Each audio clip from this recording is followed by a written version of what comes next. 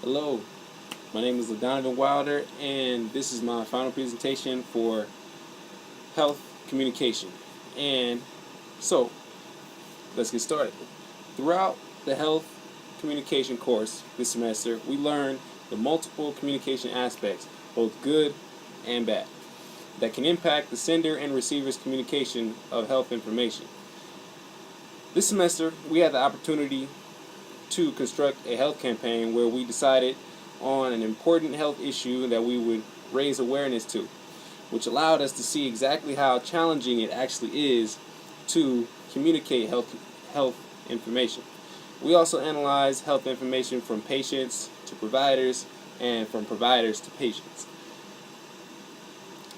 In the health campaign, we had to make sure we effectively reached our target audience through its appeal. And so we had to find the best way to reach people and find what they liked and disliked. So we had to figure out their habits and things of that nature. For example, the Facebook for Sexual Health Promotion case study, where people from the International Journal of E-Health and Communication were looking to further communicate sexual health of sexually transmitted diseases and infections of college-aged people, people from ages 16 to 25. They were from more advanced countries such as Norway, and they did their research to find that 100% of people between that age bracket were participating in using the internet each day. And so with that information, they were able to target how to effectively reach and appeal to that audience and communicate the importance of sexual health. This type of information about effectively communicating health to your target audience is important because it will help you to reach the most amount of people possible, because you want to have a large impact and raise awareness to the most amount of people that you can, and to help the target audience to really take care of themselves and improve their health. So the three most significant challenges related to communicating health are understandability.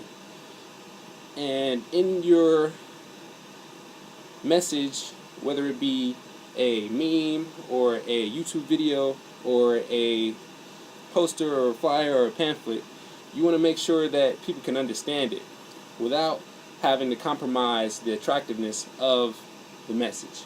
So, no matter how attractive it may be, it has to be understandable, because if people can't understand it, they won't take the time out of their day to sit there and try to understand what you're trying to communicate to them.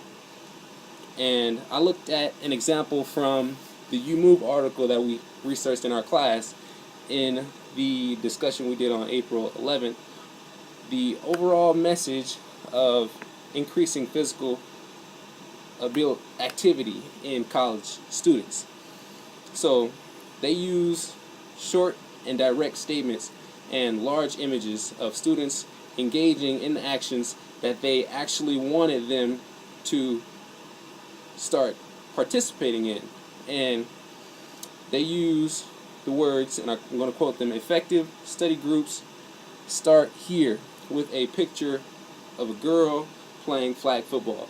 They're indicating that relationships can be and connections can be made outside of the general study environment, and you can actually be active and be healthy and getting cardio at the same time, which is their message. And so the other most significant challenge is the actual appeal of the message, like the design and the appearance.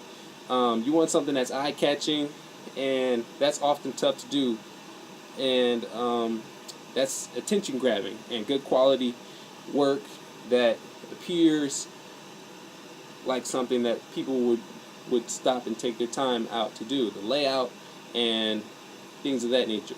So and the organization of it and the placement of the words was very important too. So also in the Move You article, they have in a different ad other than the one I described, there's a young African American woman who is wearing a pink shirt, and she's doing yoga in a yoga stance, and the background shows her like she's taking a break from her schoolwork.